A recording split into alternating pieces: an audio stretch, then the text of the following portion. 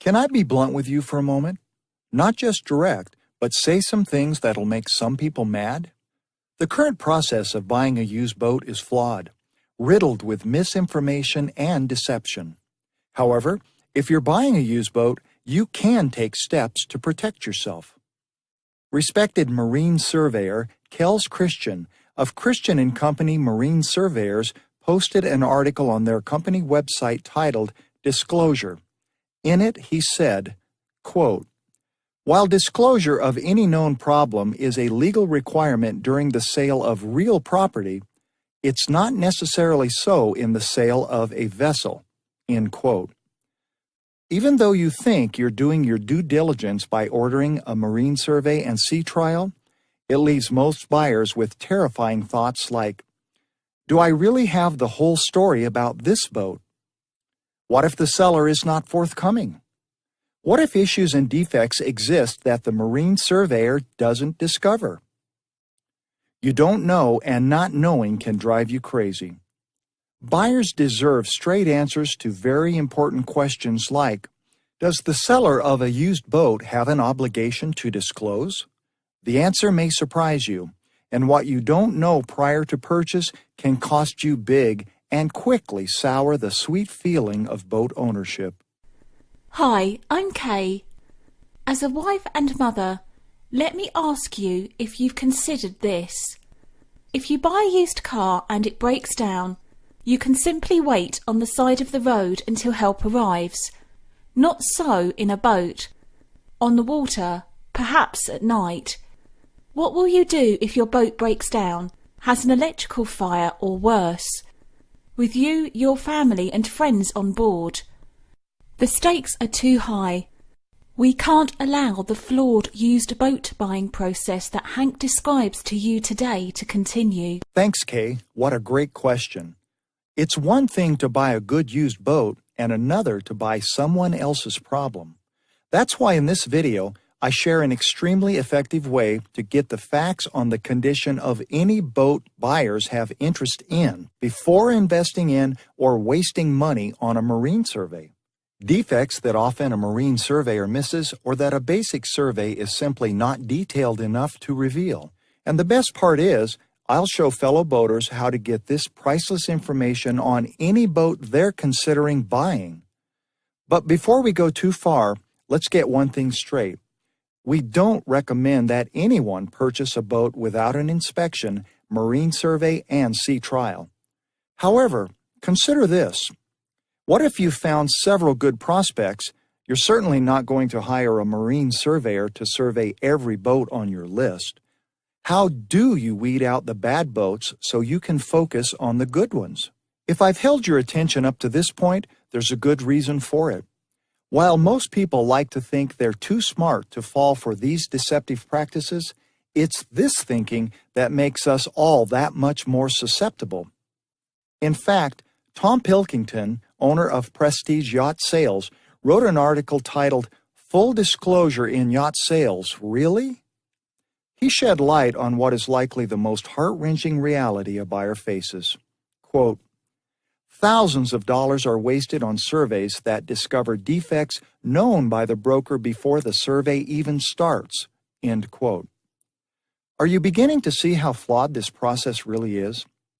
Let me ask you a question. If the seller is likely the one with the most knowledge of the boat's condition, why do they get to sit quietly without disclosing known problems and defects? Don't they have an obligation, or better yet, isn't full disclosure the right thing to do?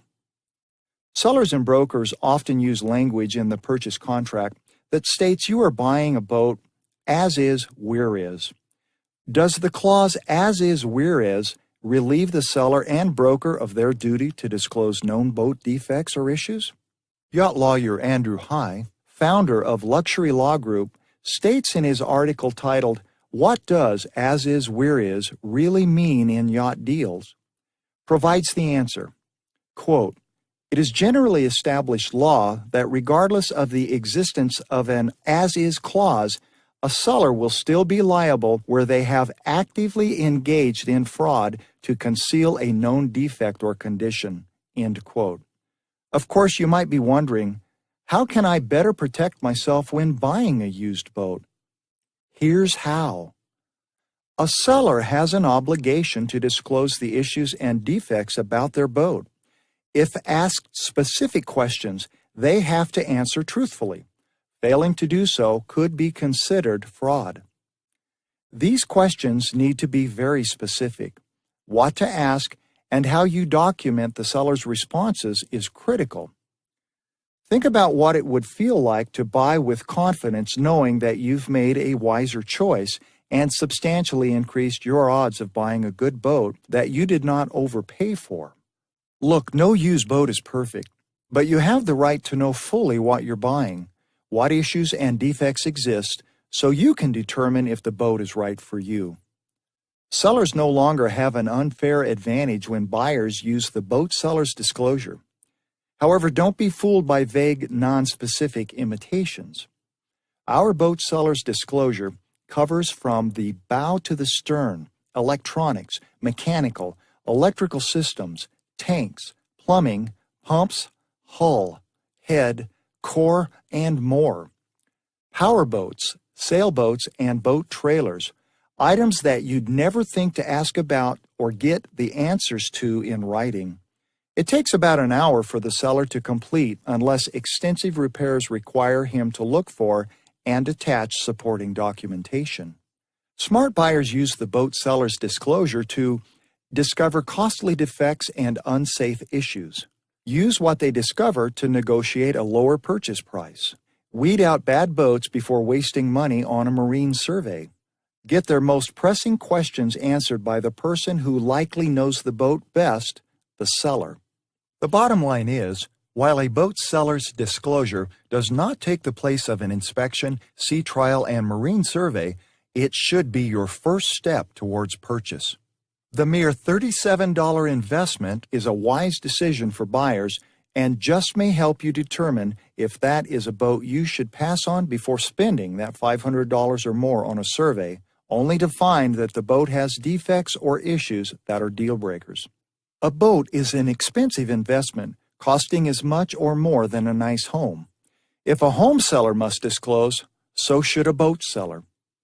I was recently asked, what if the seller refuses to complete the seller's disclosure? My answer is simple. Their refusal to disclose should serve as a red flag and warning to you that you should go and find another boat and only negotiate with a seller who is forthcoming about the actual condition of their boat. The boat seller's disclosure will dramatically increase your odds of buying a good used boat and not someone else's problem. The information you gain from the seller will help you to determine if you should move forward with a survey and a sea trial or walk away from a problematic boat. Don't assume, be misled, or take shortcuts when buying a used boat. Protect yourself and your most precious cargo on board, your family. Click Buy Now. The mere $37 investment for this very detailed form can dramatically increase the odds of you buying a good boat, a safer boat, helping to ensure that the memories you create on the boat you purchase are happy ones.